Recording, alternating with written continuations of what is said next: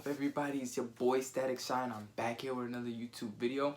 I'm here to give it to you guys today because I done had discussions with my friends about this topic like over and over. I did like at least 2 videos on DC and what they need to do, so I guess I gotta like keep explaining and new thoughts that's been coming to my head, like what they should do with their movies and how they're doing with their animated movies. So I'm gonna get into that with you guys. So, but without further ado, guys, can you please don't forget to like, comment, subscribe, and Hulk smash that bell button for more content, alright? So, we about to get into this video because this, no games right now, I gotta just jump straight to it. First things first, DC, the way y'all did y'all movies, like, there's a way like it connects, but at the same time, there's like no connection. Like, you see, with Marvel, there's like always like one movie somehow connects to the other movie, like, Captain America the Winter Soldier connects to Avengers, and it also connects to Iron Man. And what, like, it's so much things. Like Iron Man, was it 2? Iron Man 2 connected to like different things. Like it brought out Captain America coming up because they show like you get so much hints, Easter eggs, and everything. DC, like, we get some Easter eggs, but it's not what we expect. Like, y'all gotta like, you know, provide more. You know what I'm saying? So like DC, I feel like they need to really have their movies connect, and what they should have done, like how Marvel was doing, was drop their solo movies first, like, cause you already know the biggest movie is supposed to be like when they all like, you know, when all the heroes group up and like create the Justice League, like how they did for Marvel. Came out with first was the Iron Man, then they came out with the Incredible Hulk, then they came out with Thor, then they came out with Captain America. See, they didn't even, like, you know, of course they didn't come out with Black Widow or Hawkeye, but they introduced them in those movies, like, you know, and it wasn't like no crazy introduction, but now you know who these characters are, so you get to see them, like, on the, like, you know, when they, like, make the whole big movie, like, the whole, you know, group movie. So that's why Marvel was just so beautiful, because you get the backstory, and then you get more films by them, you get to grow on the characters, you get to see what the character's about, because you gotta remember, not everybody's a huge comic buff, not everybody's gonna know about this character, but it's good to bring out their solo movies first, so that way the audience gets a better understanding of who this character is, why they are the way they are, more villains and stuff. So I feel like Man of Steel, that was a beautiful movie. That was a great movie. I think that movie was like one of the best DC films I've ever seen. The fighting, the destruction that was going on. So yeah, nah, like the destruction that was going on in that movie was just ridiculous. Like, great job. Like, the only thing that probably had like a little bad vibes with was a little bit of the Superman design and the way how they made Superman in the movie. They made him a little, like, I get everybody says this, like, they make their movie, DC makes their movies too dark, and like they actually literally make their movies too dark, but then also like as in dark as in like too much evilness and like stuff going on. Like, Superman, when has Superman like ever really killed? The only time I know of was Doomsday, and that's understandable. Like, Superman, he doesn't like killing. He shows so much. He shows more of a sense of morality and humanity than Batman. Batman has a sense of morality, but Superman has it more. Like, he shows more like sympathy and everything towards his enemy. Which I understand, like, the way how the movie went, so, you know, there was no other way he could beat General Zod, but still. Like I said, guys, listen, I've been watching these DC movies too much. And like, the other thing that I'm about to get into, I'm about to show you guys images of, is the designs in the DC movies of the characters compared to the designs of them in animated movies, cartoons, and comics, especially the comics. If DC was to really follow that comic book storyline, it would be beautiful.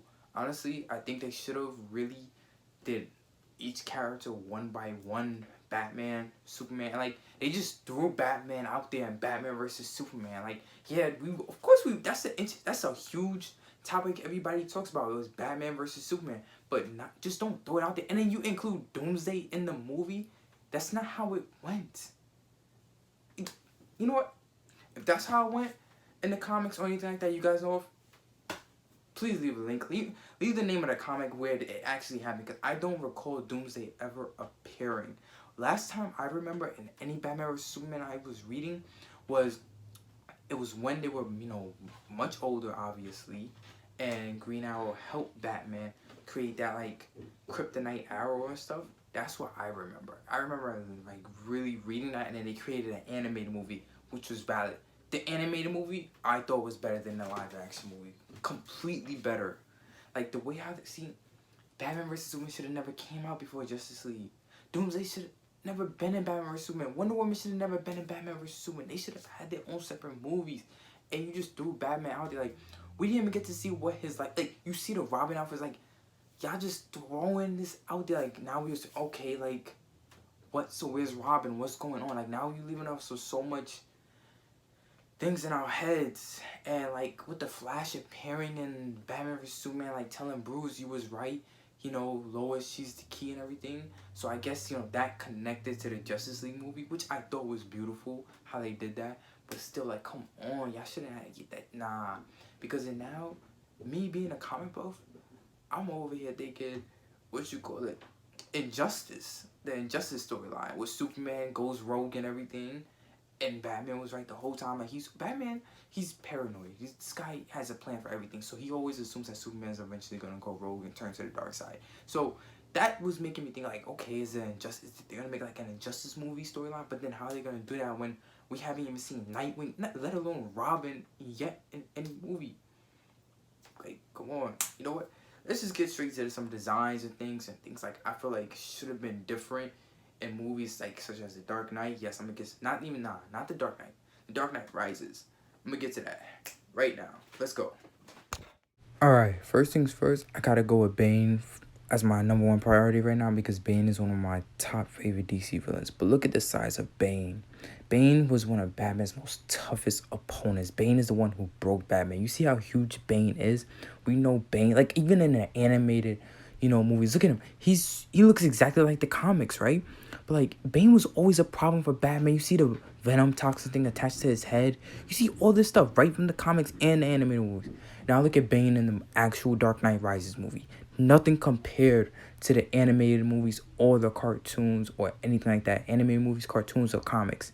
He doesn't look like that. Like, why? And then on top of that, in the movie, they don't even show him press the button and everything and get even bigger. Like, come on. That's just stuff that we really want to see. Next up, we have Green Lantern. You know, a lot of people like Green Lantern. A lot of people like Hal Jordan. Honestly, I can rock with his design, the New 52. Like, I love the way his logo looks. I love the way how they really changed it up. And I love the fact how the animated movies for the New 52 looks exactly like the comics. All right, I love it. But then they gave us this bullshit right here. What is this? This movie really pissed me off as a superhero fanatic. It really pissed me off. But I'm getting tired of seeing Hal Jordan.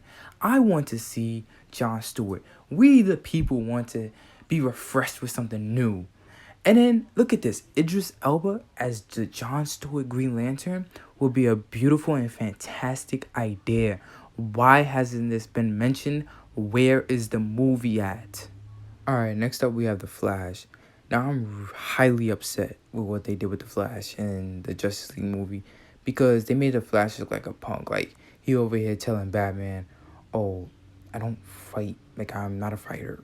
I just push people and run away. And then look at the wires on his outfit. Look at this wire design. What is this? Like, overall, I give it, it's decent. But, like, the wires, unnecessary. Now, don't get me wrong. I love the CW Flash. But he's really a simp. Like, he really is too emotional for me. But now look at the design compared to the comic. Look at the CW Flash design compared to the comic. Look at this. Look at the lightning. You see, like, they really get detailed with it in the comics. Like, come on. And then the animated movie defeated the live actions.